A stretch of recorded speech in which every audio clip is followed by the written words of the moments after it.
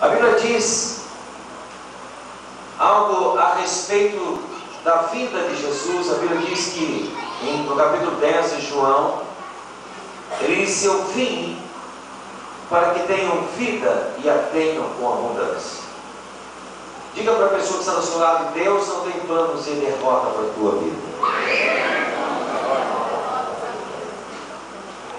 Quantas vezes as pessoas esperam, a expectativa das pessoas é a derrota, a destruição, o mal, a doença. Muitas pessoas estão esperando alguma desgraça acontecer nas suas vidas. Ou se não estão esperando, tem medo. Ficam assolados com medo do mal ocorrer nas suas vidas. Mas nessa noite, o Senhor te diz: eu vim para que tenham vida e a tenham com abundância. Nós lemos desde o princípio, quando Deus criou o homem, no versículo 26, se você ler lá, do primeiro capítulo da Bíblia. Nós lemos ali a respeito da criação do homem. Versículo 27 diz que Deus criou o homem à sua imagem e semelhança. A imagem de Deus os criou. E no versículo 28 nos fala a respeito do primeiro ato de Deus. Ou seja, a primeira coisa que Deus fez quando criou o homem. No versículo 28 diz: e Deus os abençoou. Amém? Então Deus, desde o princípio, quando te criou, Deus te criou em Adão e Eva. Você estava lá. Todos nós estávamos em Adão e Eva. O primeiro ato de Deus foi abençoar. Por quê? Porque o propósito de Deus em nossa vida sempre foi nos abençoar. Deus nunca planejou o mal para você. Não tenha medo, não espere o mal. Deus nunca planejou a enfermidade, a necessidade, a destruição, a derrota. Desde o princípio, Deus planejou que você fosse abençoado. Aleluia. E Jesus, quando veio, disse: o ladrão sim veio para roubar, para matar e para destruir, mas eu vim para que tenham vida e vida com abundância. A versão em inglês mais enfática diz more abundantly, ou seja, Jesus veio para nos dar vida mais do que abundante. Então diga para a pessoa que está ao seu lado: espere isso de Deus. Tenha essa expectativa, amém? Tenha expectativa hoje de ser curado. Eu não tenho expectativa de ficar doente. Vou dizer uma coisa para você: se eu ficar doente, para mim é uma surpresa muito grande. Eu vou ficar surpreendido. Se eu tiver uma necessidade, for derrotado eu vou ficar surpreso, porque não é essa expectativa que eu tenho. A minha expectativa, segundo a palavra de Deus, é bênção, é saúde, é provisão. Amém? Agora veja, quando nós lemos essas afirmativas, naturalmente nos vem questionamentos. E se Jesus veio para nos dar vida abundante? Se Deus planejou nos abençoar, por que então o mal? Por que existe o mal em nossa vida? Não é? Por que o mal? Por que a enfermidade? Por que muitas vezes a derrota? Por que muitas vezes experimentamos o oposto daquilo que Deus prometeu para nós? Então, nesse texto que nós lemos esta noite, nós vemos a resposta de Deus a este questionamento. No capítulo 9, versículo 1, nós vemos que a Bíblia fala que, caminhando, Jesus encontrou um homem cego de nascença. Ali está uma situação de grande sofrimento. Um homem que nasceu cego. E porque ele nasceu cego, ele agora vive na mendicância. Ele é um mendigo. Existe algo mais terrível do que uma pessoa viver mendigando a própria comida? Existe algo mais terrível do que um homem não poder cuidar da própria vida por causa da cegueira? E ele nasceu assim. Ele nasceu cego. Eu acho que tem alguma coisa assustando vocês aí. Ainda bem que não é o diabo. É uma baratinha que está andando por aí, tadinha. Não pisem nela. Já pisaram? Tadinha, já morreu. Eu não falei nada porque eu achei que ela ia escapar. Mas ela não conseguiu. Tadinha, né? Mas ela ia fazer muito barulho, né? Não é verdade? Está resolvido o problema. Veja só. Aquele homem é uma situação de grande sofrimento. Ele tipifica as pessoas que sofrem nesse mundo. Então, os discípulos passam por ele e apontam, e dizem para Jesus, e perguntam para Jesus. Olha a pergunta que os discípulos fazem. Eles querem saber a razão do sofrimento. Eles querem saber por que aquele homem e por que as pessoas sofrem. Eles perguntam para Jesus: quem pecou?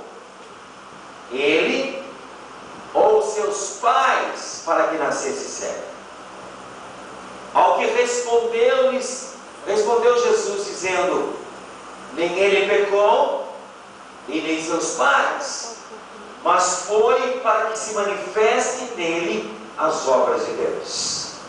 Então veja, os discípulos, apontando para aquele homem, apontam duas causas que eles entendiam que há o sofrimento nesse mundo. O sofrimento na vida das pessoas. Mas Jesus aponta uma terceira causa. Porque quando Jesus responde ao questionamento dos discípulos, ele não diz para eles: que besteira vocês estão dizendo. O pecado dele e dos seus pais poderia fazer isso para ele? Não, Jesus não.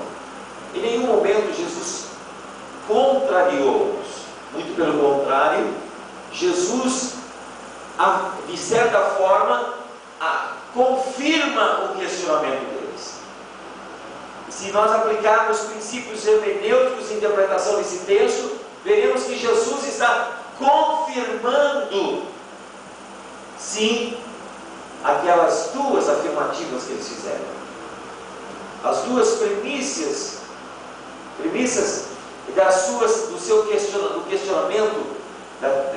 questionamento daqueles discípulos. Mas além disso, Jesus acrescenta uma terceira razão.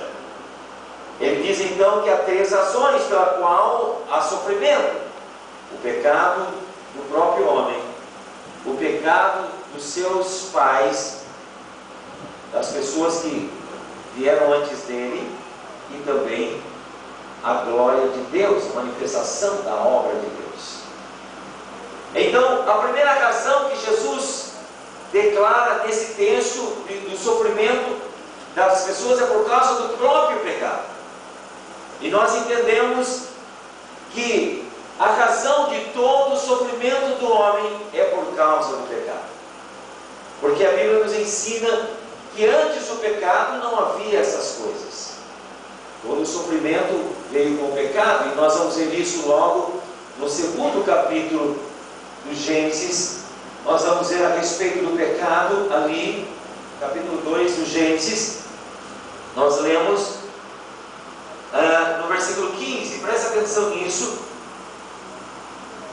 porque essa noite nós vamos falar como destruir o poder do pecado na sua vida, amém? Nós vamos falar sobre como destruir as forças que tiram a vida abundante que Jesus veio dar para você. Por isso nós estamos mostrando a causa, a razão, para que você entenda que há algo que você precisa fazer. Então preste atenção, porque nessa noite estamos falando sobre como Deus nos dá a vitória, para que nós possamos receber essa vida abundante que Ele nos prometeu. Veja, no versículo 15, do capítulo 2, diz assim: tomou, pois, o Senhor Deus ao homem e o colocou no jardim do Éden para o cultivar e o guardar. Então, nós entendemos que Deus os colocou no jardim do Éden. O que é o jardim do Éden? No versículo 9 diz: do solo fez o Senhor Deus brotar toda sorte de árvores agradáveis à vista e boas para alimento, e também a árvore da vida no meio do jardim, e a árvore do conhecimento do bem e do mal. Então veja, o que era o jardim do Éden? É um lugar cheio de árvores agradáveis à vista, ou seja, árvores floridas, cheias de flores. E eu que viajo muito, você não sabe o prazer que é quando você está viajando e você encontra uma árvore toda florida. É lindo, é prazeroso, é agradável. Eu gosto muito de ipês, pastor Almeida. Eu gosto muito de ipês roxos, todos os ipês. Mas os roxos, eles são mais abundantes. Também tem os ipês amarelos, que têm uma certa abundância. E os ipês brancos são lindos. Mas tem muitas árvores que ficam todas floridas. É muito lindo a gente encontrar árvores floridas. E o jardim do Éden era um lugar cheio de árvores floridas. Você pode imaginar como era lindo aquele lugar? Era um verdadeiro jardim de flores e árvores coloridas e bonitas. Árvores também boas para alimento. Não só eram agradáveis de se ver, como também elas tinham fruto gostoso de se comer. E cá entre nós, como é gostoso colher uma fruta da árvore, não é mesmo? Comer fruta na feira é gostoso. Mas quantos aqui colheram uma fruta na árvore aqui? Não é gostoso ir uma jabuticabeira, encher a boca de jabuticaba e enterrar na boca assim? Pegar uma manga, uma laranja pocã, um cacho de uva. Dizem que aqui o Nordeste é um grande produtor de uva, né? Eu já entrei em Barreiras, no Rio Grande do Sul. Gente, aqueles cachos de uva, aquelas uvas enormes, cachos desse tamanho assim. E eu peguei um daqueles cachos e falei, hoje eu vou matar minha vontade de uva. Peguei um cacho grande, passei vergonha. Passei vergonha, porque o cacho era tão grande que eu consegui só comer um pedaço dele. Tive que levar embora, né? Continuar depois. Mas que lugar lindo era aquele, amém? Então, desde o princípio, Deus planejou que você vivesse no paraíso. Desde o princípio, Deus planejou que você vivesse num lugar maravilhoso. Não deu certo, não. Mas Deus está levando você para o céu, aleluia. Deus agora planeja levar você para o céu, porque Ele quer você num lugar maravilhoso. Deus sempre quis o bem para você. Deus só quer o bem para a sua vida. Mas então, preste atenção agora. Deus colocou uma árvore, a árvore da vida, e a árvore do bem, do conhecimento do bem e do mal no centro do jardim. No meio do jardim. Havia aquelas duas árvores. Uma árvore da vida, a outra árvore do conhecimento do bem e do mal.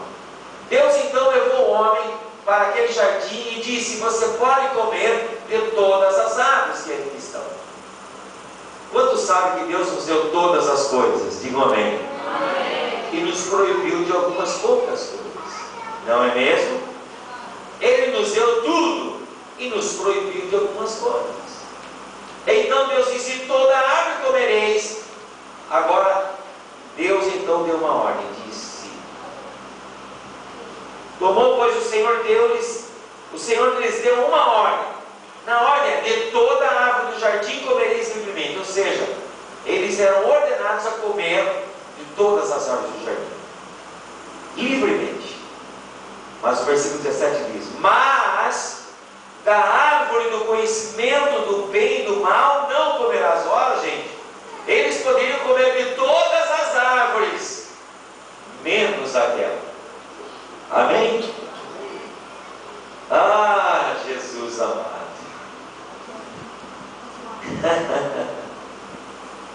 Porque no dia em que dela comerdes, certamente morrerás. Então aqui nós vemos o que é o pecado. Nós estamos falando que o nosso pecado traz sofrimento para a nossa vida. Que o pecado do homem traz o sofrimento para a vida dele. A primeira razão porque as pessoas estão sofrendo é porque elas aceitam o pecado nas suas vidas. E o que é o pecado?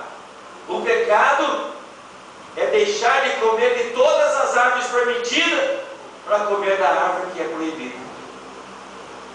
Da única árvore que é proibida. O que é o pecado? O pecado é desobedecer a Deus. Desobedecer a Deus. Fazendo o que é negativo, ou seja, comendo a árvore proibida, e deixando de fazer o positivo, ou seja, deixando de comer das árvores que podem comer, ou seja, deixando de fazer o que Deus quer que você faça. Isso é o pecado. Pecar é deixar de fazer o que Deus quer que você faça e fazer o que Ele não quer que você faça. Então diga para a pessoa que está do seu lado, diga, faça o que Deus quer que você faça e não faça o que Ele não quer que você faça. Faça o que Ele quer que você faça. Agora, qual é a consequência, igreja? Preste atenção, desde o começo foi assim. Qual é a consequência quando você desobedece a Deus? Deus disse, no dia que dela comerdes, certamente morrerás. Ele não disse talvez, ele não disse possivelmente, ele disse certamente. Amém? Certamente, ouça. Todas as vezes que você aceita o pecado na sua vida, você certamente morrerá. Certamente morrerá quer dizer, a Bíblia mais para frente que falaria sobre isso, diz, a alma que pecar, esta morrerá. Também nos diz a palavra de Deus, o salário do pecado é a morte. O que é? Quer dizer isso? Quer dizer que Deus pagará com a morte todo o pecado. Agora, muitas pessoas pensam que a morte que a Bíblia fala, que é resultado do pecado, é uma morte que vem quando morremos fisicamente. Certamente, essa morte está incluída na morte do pecado. Mas aqui vai mais profundo, é mais profundo isso. Porque nós vemos que quando Adão pecou, ele não morreu instantaneamente, fisicamente.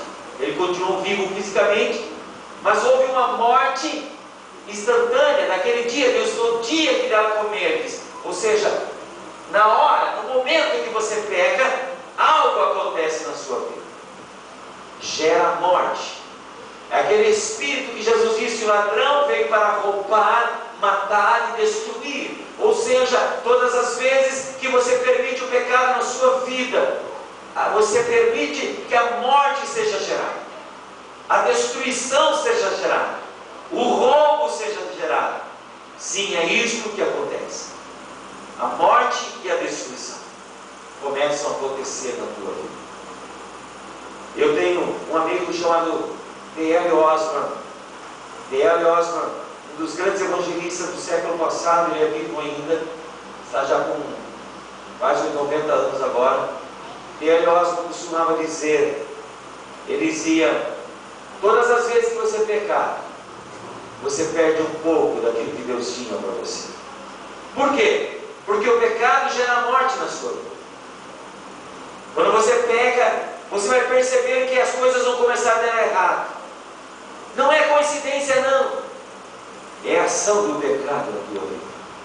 Você vai perceber que aquela felicidade que você tinha já não é mais a mesma. Você vai perceber que aquele mesmo entendimento que você tinha no seu lar já não é mais o mesmo. Que as coisas não estão correndo tão bem com os seus filhos como era antes. Os seus negócios, parece que as coisas se complicaram um pouco. Algo errado começa a acontecer. Você percebe um espírito de destruição. Esta é a morte que a Bíblia fala.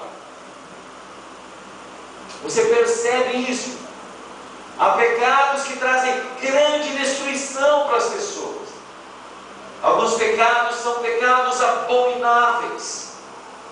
E trazem não só destruição para a própria pessoa, mas trazem destruição para a sua geração também, para os seus filhos, para os seus netos, bisnetos. São pecados terríveis que Jesus disse, nem seus pais pecaram.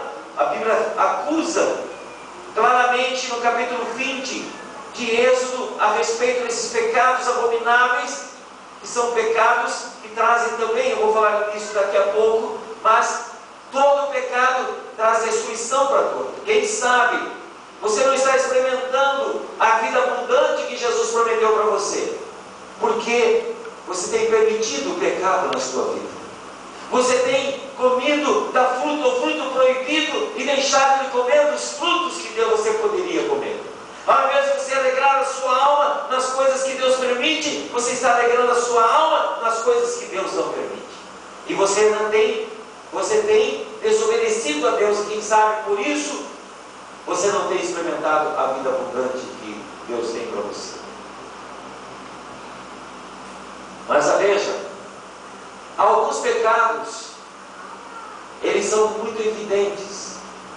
Nós todos, se eu falar sobre fornicação, todo mundo sabe que fornicação é pecado, que é um pecado terrível, é um pecado que traz demônios agir na vida das pessoas. Adultério, nós não temos dúvida quanto a isso. Quantos nós temos dúvida que a feitiçaria, de que nós matarmos uma galinha preta na encruzilhada, invocarmos os mortos é pecado? Não temos dúvida, essas coisas são abominações. Mas existem alguns pecados sorrateiros e são tão terríveis quanto esses. Eu tenho percebido na minha ministração de cura na vida de pessoas, eu tenho visto pessoas sendo curadas praticamente todos os dias, libertas, e muitas dessas pessoas estavam presas a um pecado que ele é muito comum no seio da igreja. E esse pecado é o pecado da falta de perdão. Ou seja, quando você permite não perdoar o seu próximo. Parece uma coisa pequena, mas Jesus tratou desse assunto com veemência. No capítulo 10 de Marcos, Jesus fala de uma parábola do servo incompassível. É o servo que foi perdoado pelo seu Senhor, mas que não soube perdoar. Não soube perdoar. Quando as pessoas... Desculpa, eu citei o capítulo errado. É capítulo 18, desculpa. De Mateus. No capítulo 18 de Mateus, nós temos a parábola do servo incompassível, e aqui também Jesus trata com seus discípulos a respeito do perdão. Nesse mesmo capítulo, Jesus fala a respeito de perdoar. Olha o que ele diz. Ele diz: se vós perdoardes aos homens as suas ofensas, também vosso Pai Celestial perdoará a vós. Mas se vós não perdoardes aos homens as suas ofensas, também vosso Pai Celestial não perdoará a vós. O que Jesus está dizendo?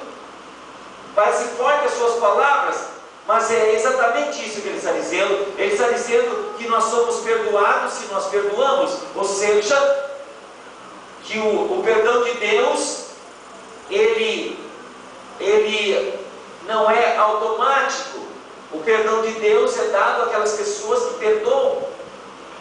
O que ele quer dizer também? Quer dizer que quando você deixa ele perdoar, você também não é perdoado. Então, o capítulo 9 nos fala, o capítulo 18 fala de um homem que foi perdoado. Ele tinha uma dívida, ele pedia, não podia pagar aquela dívida, ele tinha uma dívida impagável. Então o rei perdoou. E ele saiu então da presença do rei alegre, porque havia sido perdoado, e encontrou seu conservo. Ele então pegou o conservo pela garganta e disse: pague o que você me deve. E o conservo dele disse: eu não posso te pagar. Então ele arrastou ele, jogou ele numa prisão e disse: você só vai sair daí a hora que você me pagar. E então aquele conservo teve que arrumar dinheiro emprestado e pagá-lo para sair daquela prisão. Agora ouça, é exatamente isto que acontece conosco. Se essa dívida, se nós fizéssemos a correlação da dívida que ele foi perdoado e a dívida que o conservo devia a ele foi perdoado em R$1 milhão. É apenas um paralelo. Ele foi perdoado em R$1 milhão e o seu conservo devia a ele R$100. Era mais ou menos essa a comparação. Ou seja, Deus nos perdoou todos os pecados que nós cometemos, mas nós não sabemos perdoar uma pequena falta que o nosso irmão comete contra nós. E por isso trazemos divisão na família. E por isso trazemos divisão na igreja. Agora, esse pecado é tão grave, mas é tão grave que eu tenho visto pessoas possessas por demônios. porque elas não perdoam. Eu vejo isso quase que todas as semanas. Pessoas que estão possessas por forças malignas, porque não conseguem perdoar. Por que isso acontece? Porque quando você deixa de perdoar, a graça de Deus é cessada sobre a sua vida.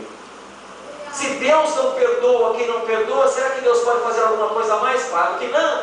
Por que não? Porque o perdão é o principal benefício da cruz.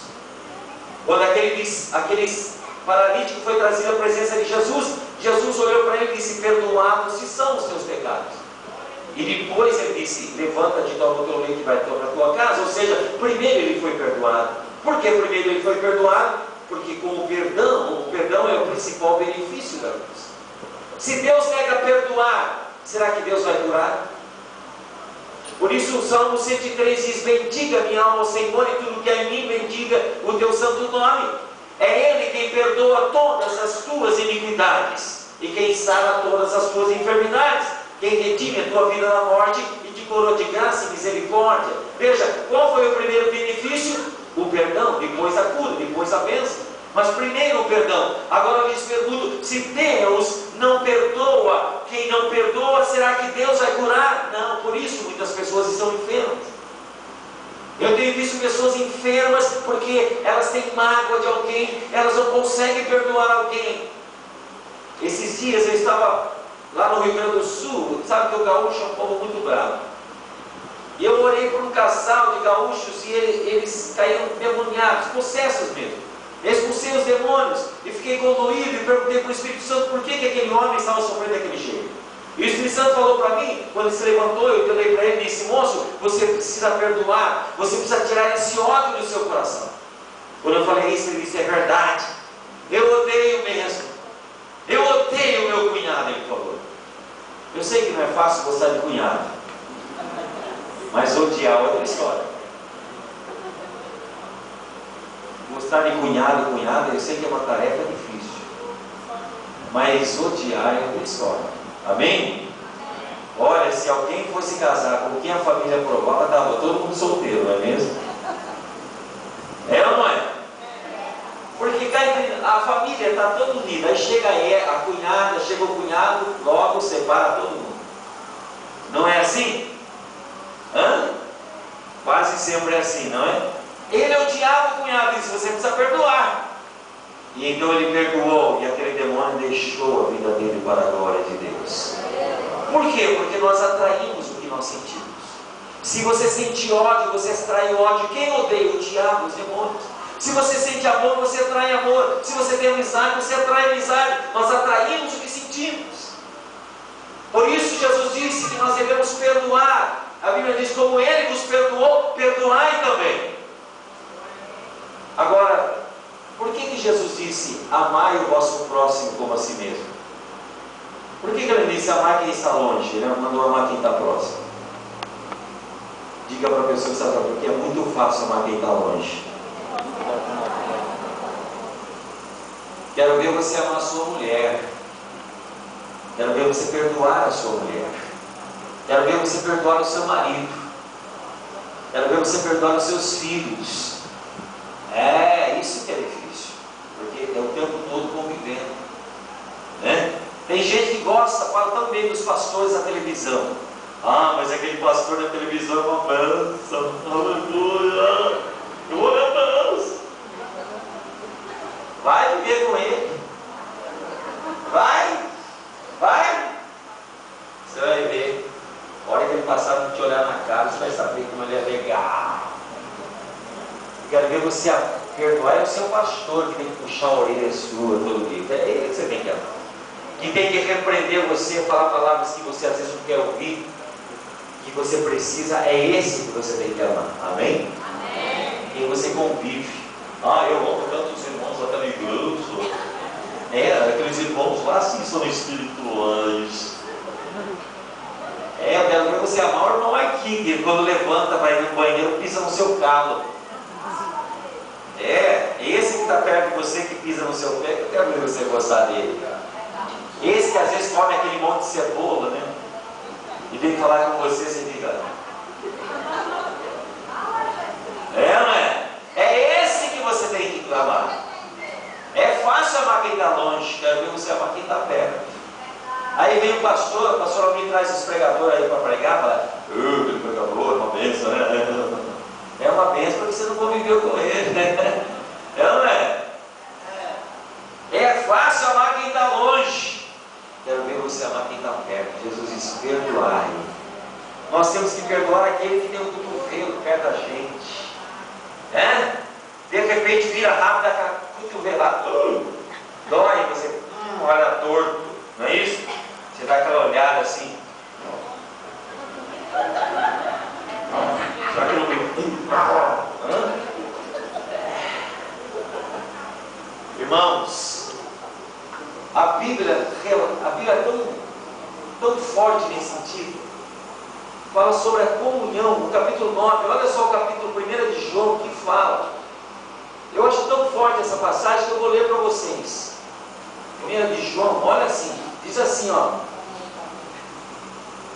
Versículo 7, diz assim, no capítulo 1 de João. Se porém andamos na luz, como Ele está na luz, mantemos comunhão uns com os outros, e o sangue de Jesus, seu Filho, nos purifica de todo pecado. Olha só, quem está na luz mantém comunhão. Por quê? Porque cá entre nós não é fácil manter comunhão, a menos que você aprenda a perdoar. Irmãos, sempre alguém vai errar com você. Teve alguém que emprestou, não pagou, não é? Não é mesmo? Teve alguém que você se apaixonou, não se apaixonou por você. Acontece, fazer o quê? Vai fazer o quê? Você não vai ficar odiando ela, odiando ele, vai fazer o quê? Você tem que se conformar, tem que perdoar. É ou não é? Acontece. Tantas coisas acontecem. Nós temos que aprender a perdoar uns aos outros. O perdão traz paz, vitória na tua vida. Se você deixar de perdoar, a derrota vem. Tem pessoas que estão com a vida sentimental travada porque não perdoam. Libere perdão, libere. Quis ir embora, vai com Deus. Amém? Quis ir embora, vai com Deus. Quem quer ir embora, deixa aí, abre a porta, deixa ir embora. Mas deixa a porta aberta, porque Deus também vai suprir a sua necessidade.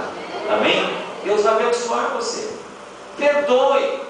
É a melhor coisa perdoar. Não fica agarrado a amargura, sentimentos, porque isso só vai trazer sofrimento para a sua vida. Esse tem sido um grande pecado na vida da igreja. Tem trazido doença, tem trazido sofrimento e dor para a família também. Mas tem um outro pecado terrível na igreja também. É o pecado da feitiçaria. Oh, meu Deus! 1 de Samuel.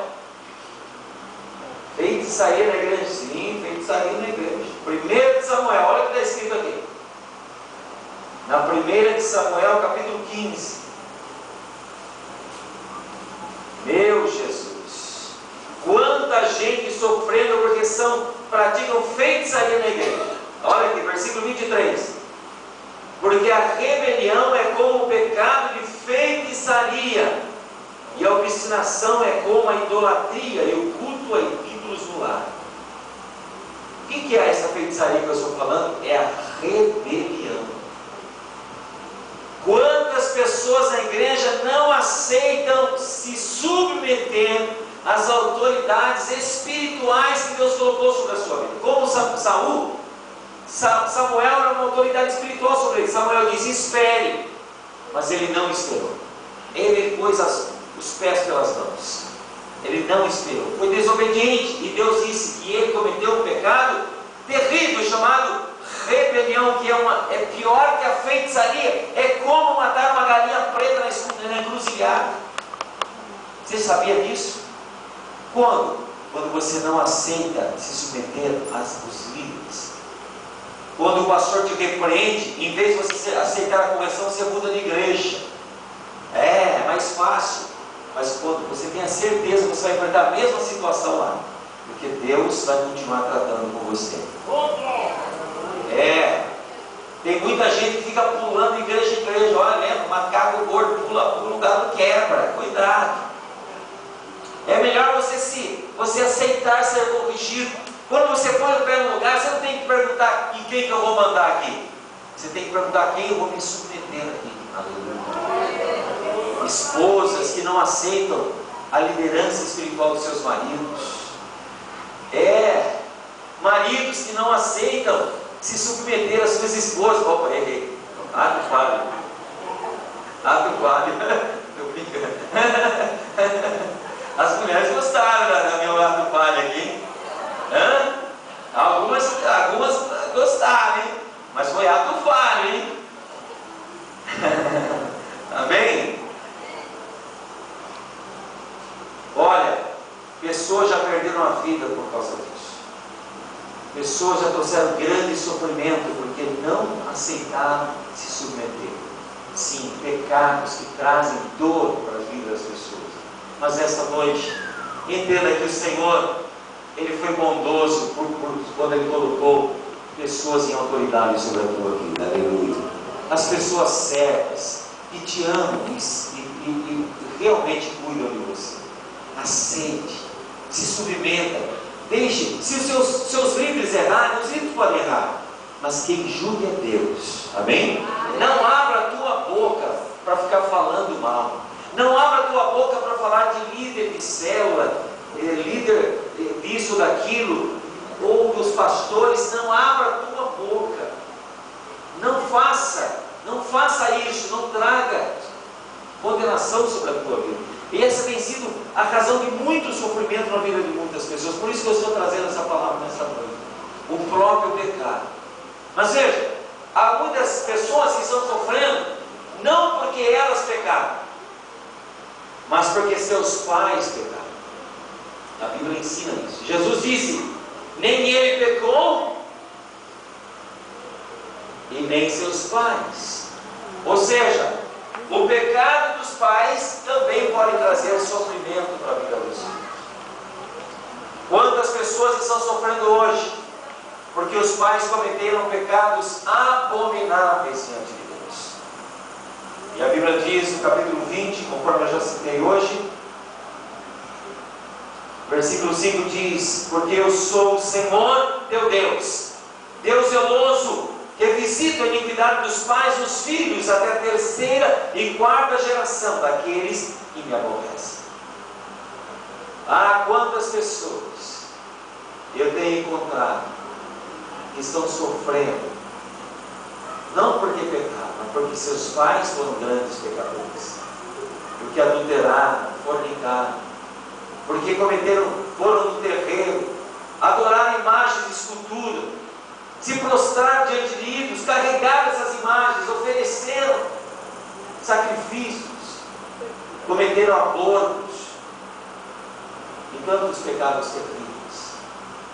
Ainda essa semana uma moça, nós quebramos esse mal na vida de uma moça que confessava o pecado do pai e matou a própria mãe.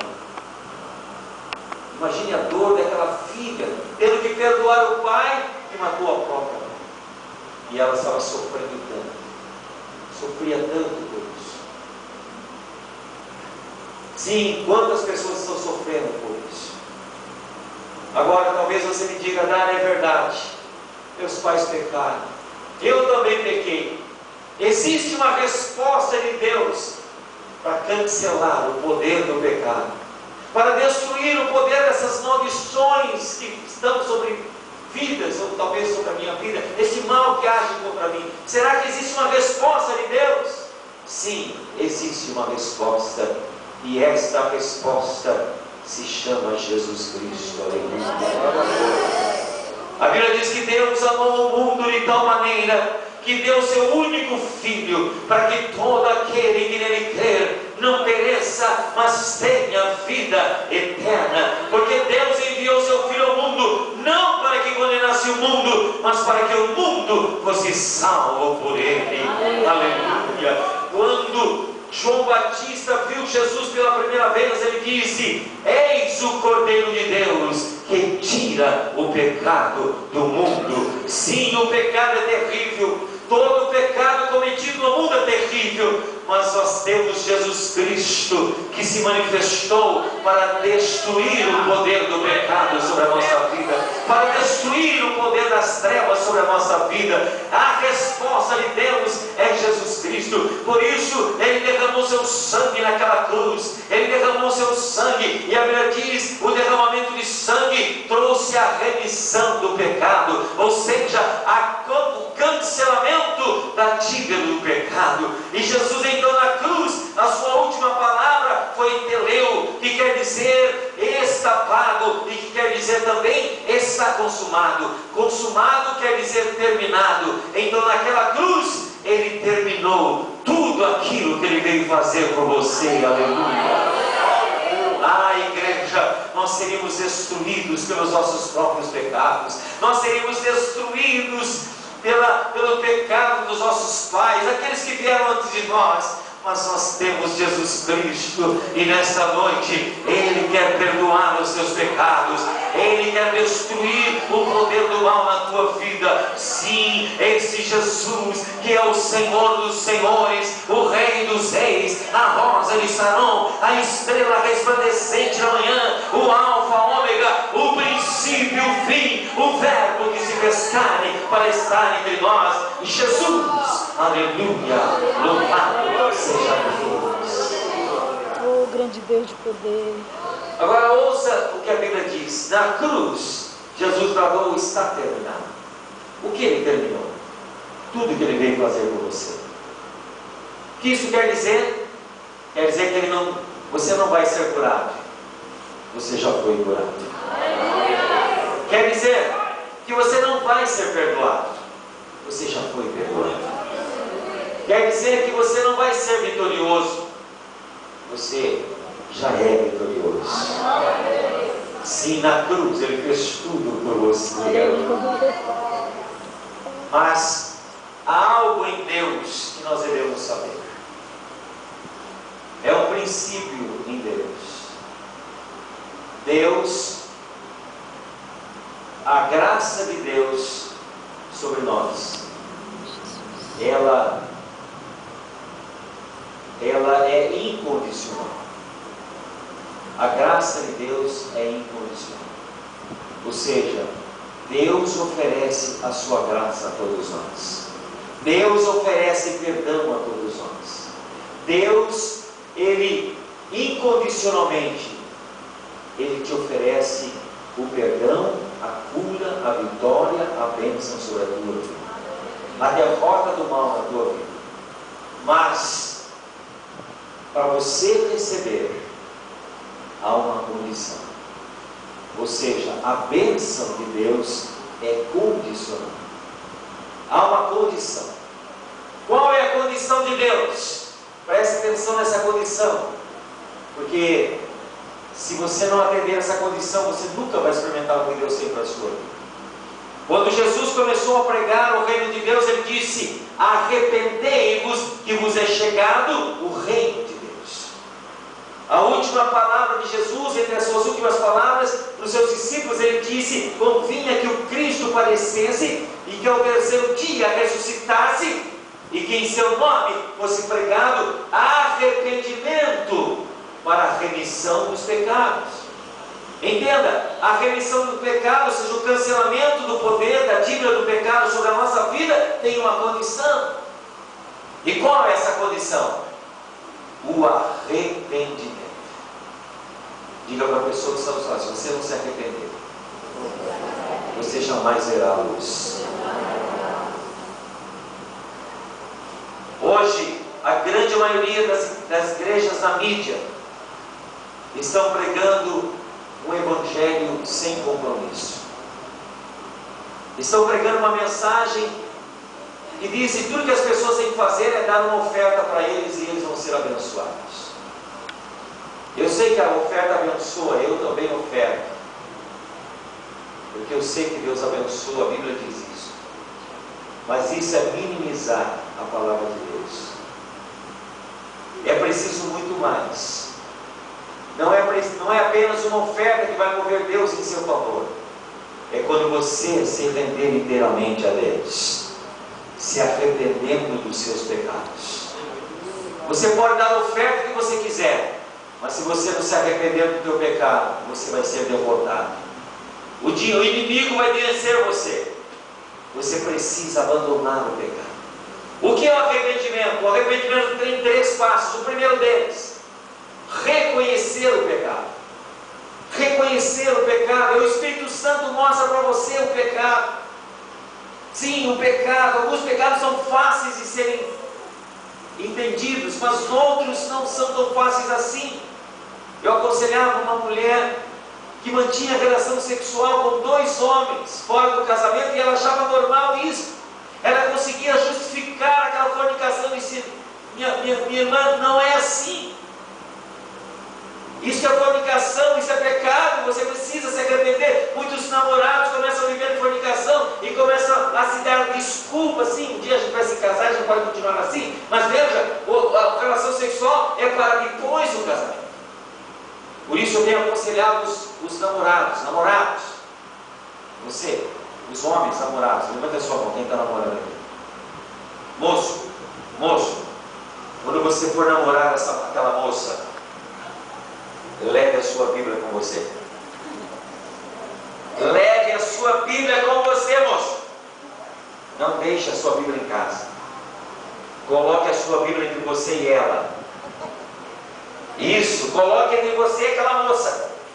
Porque se ela perder a cabeça e partir para cima de você antes da hora, ela vai ter que primeiro passar por cima de Mateus, Marcos, Lucas, João, Pedro, Tiago. Enquanto isso, você corre para a tua casa. Aleluia. Deus. Quantas pessoas justificam o pecado? Reconheça o teu pecado. É o primeiro passo.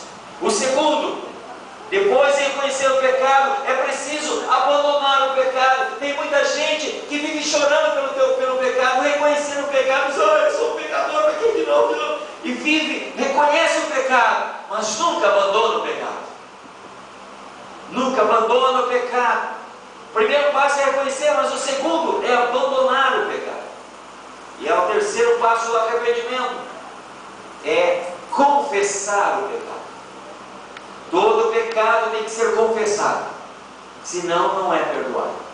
Por isso que a Bíblia diz, no versículo 9 da 1 de João, diz: se confessarmos o nosso pecado, Ele é fiel e justo para nos perdoar os pecados e nos purificar de toda injustiça. Ou seja, o pecado tem que ser confessado. Não basta você dizer: Deus, eu sou um pecador. Você tem que falar: Deus, eu fiz isso, eu pequei. Isso para ser perdoado. Mas se o seu pecado te trouxe enfermidades, e o pecado muitas vezes traz enfermidades sobre as pessoas, você precisa confessar para outras pessoas. Isso está em Tiago, no capítulo 5, versículo 16, diz: confessai os vossos pecados uns aos outros e orai uns pelos outros para seres curados. Aleluia. Eu tenho visto curas incríveis acontecendo quando pecados são confessados, pecados que estavam guardados, escondidos, são confessados. Então nessa noite, hoje é uma noite de vitória na tua vida, aleluia. Porque hoje é uma noite de arrependimento, aleluia.